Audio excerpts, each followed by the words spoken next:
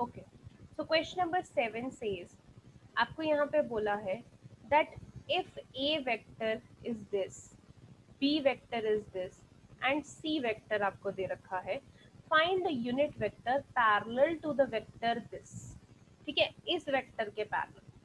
अब देखो, जो ये वेक्टर आपको दे रखा है 2a vector minus b vector plus 3c vector, क्योंकि यहाँ पे क्वेश्चन में ए बी सी वेक्टर तो चल रहे हैं, तो मैं इस वाले वेक्टर को मैंने क्या मान दिया कि ये डी वेक्टर। ठीक है, अब इस डी वेक्टर में यूज किए गए हैं ए बी सी वेक्टर, मैंने वैल्यूज पुट कर दी, जैसे कि 2 इंटू ए वेक्टर बोला था, तो आपके पास ये ए वेक्टर है, इस पूरे को 2 से मल्टीप्लाई कर दो, तो 2i cap plus 2j cap plus 2k cap आ जाएगा, माइनस बी वेक्टर, तो ये रहा माइनस बी वेक्टर, मैंने उसकी वैल्यू डाल दी, प्लस 3c वेक्टर, यानी कि इस पूरे वेक्टर c को 3 से मल्टीप्लाई कर दो, तो क्या आ जाएगा 3i cap minus 6j cap plus 3k cap. अब सॉल्व कर देते हैं, देखो 2i cap minus 2i cap 0 plus 3i cap यानी कि 3i कैप आ गया। अब j कैप में करते हैं, 2j cap minus minus plus j cap 3j cap 3j cap minus 6k cap यानी कि 3j कैप आ गया। ऐसे 2k cap minus 3k cap, so minus k cap आएगा, minus k cap plus 3k cap यानी 2k cap आएगा। Okay, तो अब हमारे पास ये d वेक्टर निकल आया। अब आती है, क्योंकि हमें इस वेक्टर के पैरेलल यहाँ पे हमें एक यूनिट वेक्टर बनाना है, तो जो हमारे पास ये वेक्टर जिसके हिसाब से हमें निकालना है, जिसके पैरेलल निकालना है, हमने इसका यूनिट वेक्टर बनाया, क्योंकि इसी हिसाब से हमें पैरेलल निकालना है।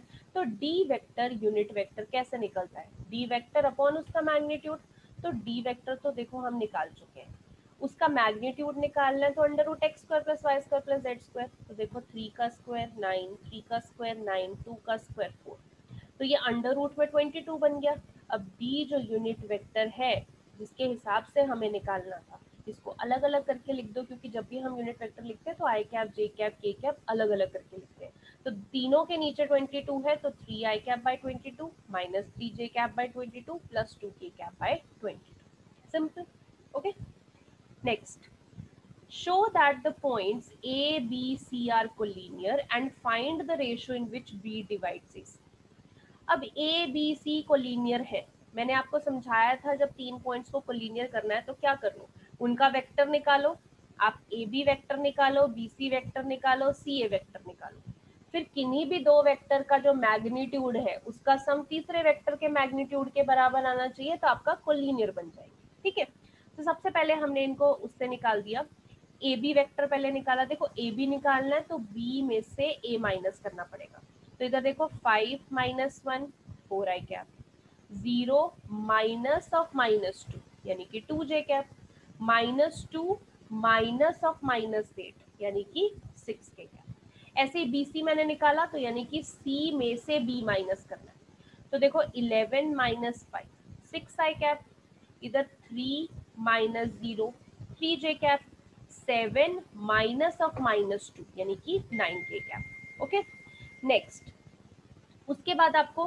सी ए कैप बोला है, यानी कि ए में से सी माइनस करना है, तो आप करिए 1 माइनस 11 माइनस 10 आई कैप, माइनस 2 माइनस 3 माइनस 5 जे कैप, माइनस 8 माइनस 7 माइनस 15 के कैप। ठीक है, अब क्योंकि तीनों का मैग्नीट्यूड निकालना है, तो देखो आपने वेक्टर निकाल लिया, मैग्नीट्यूड निकालना है तो इजी है, यहाँ पे 4 का स्क्वायर प्लस 2 का स्क्वायर प्लस 6 का स्क्वायर, ये आपके पास ए बी मैग्नीट्यूड आ गया। यहाँ पे 6 का स्क्वायर प्लस 3 का स्क्वायर प्लस 9 का स्क्वायर, आपके पास बी सी आ गया। सी ए निकालना है तो माइनस 10 का स्क्वायर माइनस 5, सॉरी प्लस ही होने हैं क्योंकि माइनस 10 का स्क्वायर करेंगे प्लस ही हो जाएगा, सो 10 square plus 5 square plus 15 square, तो इसके साथ आपका क्या आ गया सी ए कैप।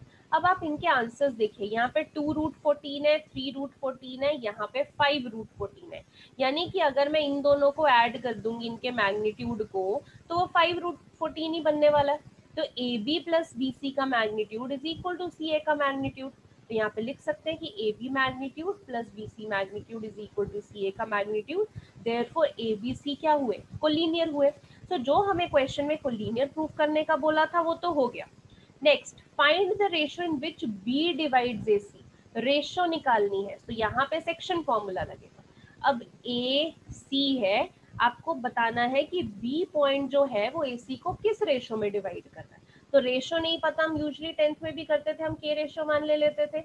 ए का वेक्टर आपको दे रखा है, बी वेक्टर दे रखा है, सी वेक्टर दे रखा है, ठीक है। हम कैसे निकालते हैं, अगर आपको ये वेक्टर नहीं समझ में आ रहा है, अगर याद नहीं आ रहा, तो देखो आपको पॉइंट्स दे रखे हैं ना, ये 1 -2 -8, तो ए वेक्टर निकालना है तो क्या होगा, 1 आई कैप -2 जे कैप -8 के कैप।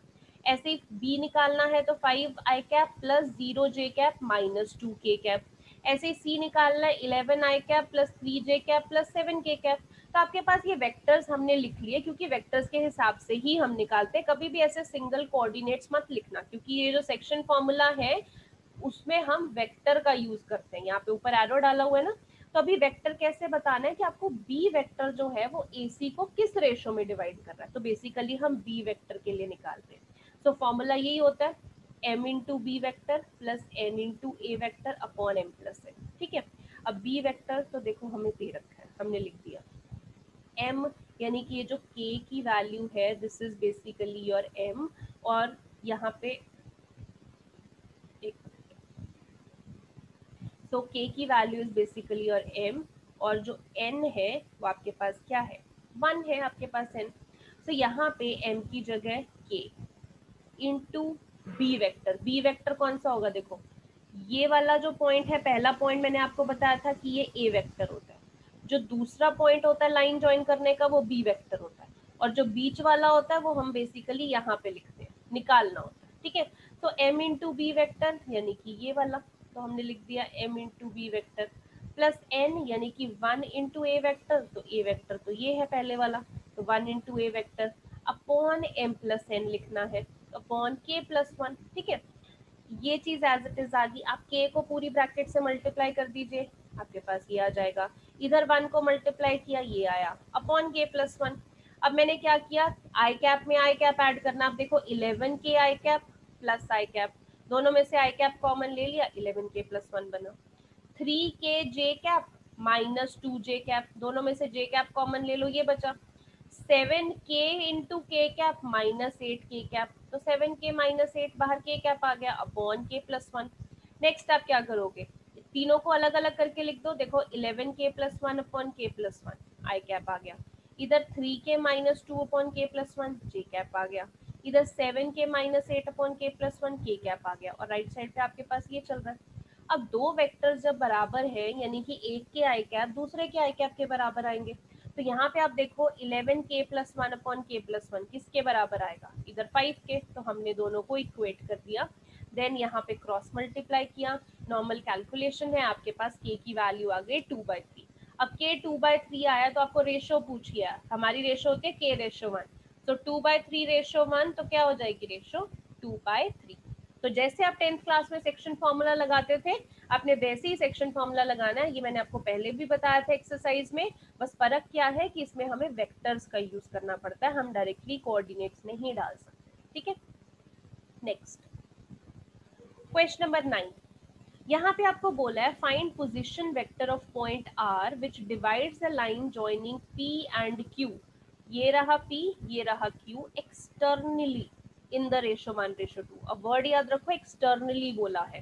यूजुअली बच्चों को लगता है जब कोई रेशो डिवाइड हो रही है तो बीच में ही पॉइंट आ रहा होगा, कोई पॉइंट बीच में से ही डिवाइड कर रहा होगा, बट जब एक्सटर्नली बोला है तो वो पॉइंट बीच में से नहीं डिवाइड कर रहा, वो कहीं बाहर है। यानी कि अगर आपको बोला है p एंड q दो पॉइंट्स है, तो ये रहा p पॉइंट, ये रहा q पॉइंट, r उनको डिवाइड कर रहा है एक्सटर्नली, तो r कहीं बाहर ही होगा जो डिवाइड कर रहा है, ठीक है। यहाँ पे p और q के कोऑर्डिनेट दे रखे हैं, ये आपको वेक्टर की फॉर्म में दे रखे हैं। r का आपको रेशो बोला है कि 1:2, यानी कि ये जो m रेशो n होता है ये आपके पास कितनी है 1:2। अब एक्सटर्नली बोला तो क्या करना है, बस आपने एक्सटर्नली का फॉर्मूला लगा देना है। एक्सटर्नली के फॉर्मूला में कुछ नहीं होता, सिर्फ माइनस होता है। आप देखो ऊपर नीचे सिर्फ माइनस लगा, बाकी सब सेम है। तो हमें आर वेक्टर निकालना है बेसिकली, तो जो निकालना होता है वो हम इधर लिखते हैं। Then m into B vector, अब पहले वाला p वेक्टर क्या है बेसिकली आपका a वेक्टर, और q क्या है आपके पास b वेक्टर। तो यहाँ पे जो b वेक्टर और a वेक्टर है उसकी वैल्यूज ध्यान से डालना, और m और n की वैल्यू क्या है 1:2, m की वैल्यू 1, n की वैल्यू 2, तो वैल्यू डाल दो। देखो m की वैल्यू 1 इंटू बी वेक्टर यानी कि q वेक्टर, माइनस n की वैल्यू 2 इंटू a वेक्टर यानी कि पहले वाला p वेक्टर, नीचे 1 माइनस 2। अब यहाँ पे मल्टीप्लाई करोगे, 1 को इस ब्रैकेट से खोलोगे एज इट इज, माइनस 2 को इस ब्रैकेट से खोलोगे साइन चेंज हो जाएगा, नीचे 1 माइनस 2 माइनस 1।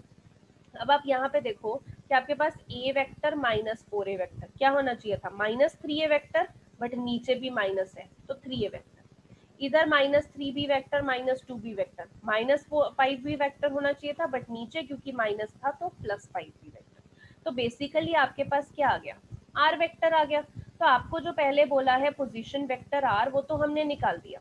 उसके अलावा एक और चीज बोला है, also show that p is the mid point of the line segment r q, कि जो p है वो आर क्यू का मिड पॉइंट है, ये भी अलग से शो करो। तो हम फिगर बना लेते हैं कि आर क्यू लाइन सेगमेंट है, उसके बीच में पॉइंट p होगा, क्योंकि मिड पॉइंट बोला है प्रूव करने के लिए। अब आर वेक्टर हमने अभी निकाल दिया ऊपर, पी वेक्टर क्वेश्चन में दे रखा था, क्यू वेक्टर क्वेश्चन में दे रखा है। अब यहाँ पे मिड पॉइंट फॉर्मूला मत लगा देना, क्योंकि मिड पॉइंट तो प्रूव करना है। तो अभी हम क्या करते हैं कि हमें रेशो नहीं पता कि कौन सी रेशो है, तो हम मान लेते हैं कि क्यू रेशो सॉरी के रेशो 1 चल रही है, ठीक है। तो बीच में हम बीच वाला वेक्टर लिखते हैं। तो पी वेक्टर क्या आ जाएगा, m into b vector, basically b क्या है q vector, plus n into r vector, r vector मतलब a वेक्टर जो पहले वाला होता है, अपॉन m प्लस n, यानी कि सेक्शन फॉर्मूला हमने लगा दिया। तो p वेक्टर की वैल्यू हमें पता है, डाल दी। m तो हमारे पास k रेशो 1 हमने रेशो सपोज किया, तो m की वैल्यू k हो गई। q वेक्टर की वैल्यू हमें पता है, प्लस n यानी कि 1, r वेक्टर की वैल्यू पता है, अपॉन k प्लस 1। अब नॉर्मल कैलकुलेट करो, k को मल्टीप्लाई कर दो, इधर 1 को मल्टीप्लाई कर दो, तो हमने मल्टीप्लाई कर दिया यहाँ पे।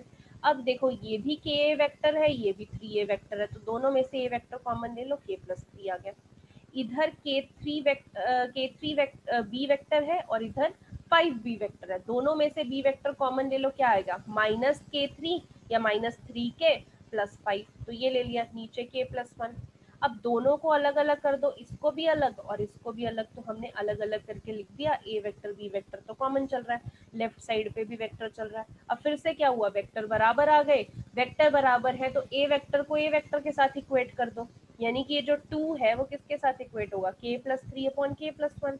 दोनों को इक्वेट किया, क्रॉस मल्टीप्लाई किया, k की वैल्यू 1 आ गई। तो आपको रेशो पूछी थी जो कि थी k रेशो 1, तो k की वैल्यू 1 है तो रेशो 1 आ गई। अब जब यहाँ पे 1 रेशो 1 है, तो आप समझ सकते हो ना कि यहाँ पे ये जो है और जो इधर वाला है पार्ट पूरा का पूरा बराबर है। जब बराबर रेशो चल रही है तो p क्या हो गया, मिड पॉइंट हो गया। तो वही आप यहाँ पे नीचे लिखोगे कि क्योंकि रेशो 1 आ गई है, therefore p is the mid point of r। Okay, next, the two adjacent sides of the parallelogram are this. ये दो एडजेसेंट साइड्स बोली हैं, आपको बोला है unit vector parallel to its diagonal निकालना है।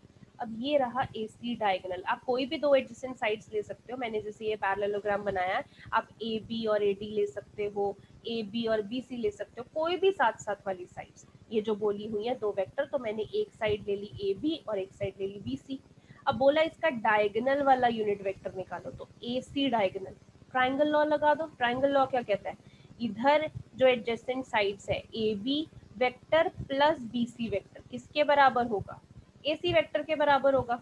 तो AB वेक्टर दे रखा है, BC वेक्टर दे रखा है, दोनों को ऐड करके AC वेक्टर के बराबर आना चाहिए, ठीक है। तो यहाँ पे जो AC वेक्टर है वो हमने किस तरीके से निकालना है, एक मिनट जस्ट वेट कीजिए।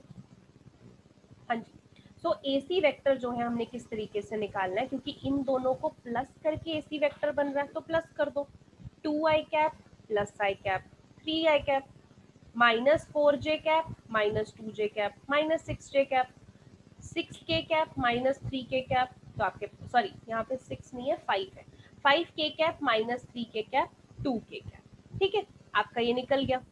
अब बात आती है कि फाइंड इट्स एरिया, एरिया भी निकालना है किसका, पैरेललोग्राम का जो एरिया है वो निकालना है।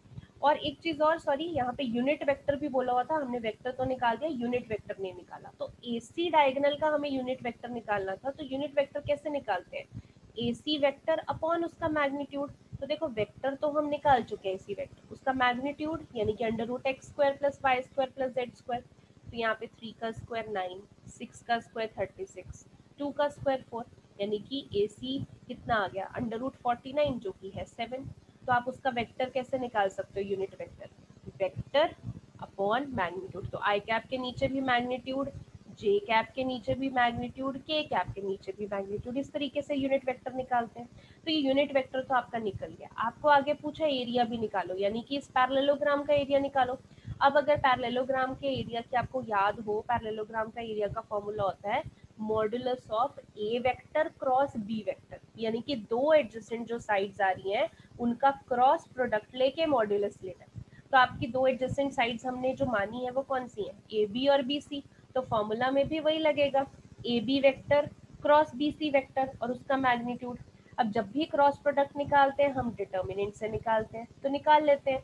यहाँ पे आई जे के कैप, पहले ए बी वेक्टर है तो ए बी के कोऑर्डिनेट लिखे एक्स वाई जेड, फिर बी सी वेक्टर है तो बी सी के कोऑर्डिनेट लिखे एक्स वाई जेड। अब कोऑर्डिनेट्स कहाँ से आए, हमने यहाँ पे निकाले है ना, ये आपके पास A B vector, sorry A B तो दे रखा है और बी सी भी दे रखा है, तो क्वेश्चन में ही दे रखे हैं यहाँ पे ए बी के 2 -4 5 और बी सी के 1 -2 -। तो इस तरीके से हमने कोऑर्डिनेट लिख लिए।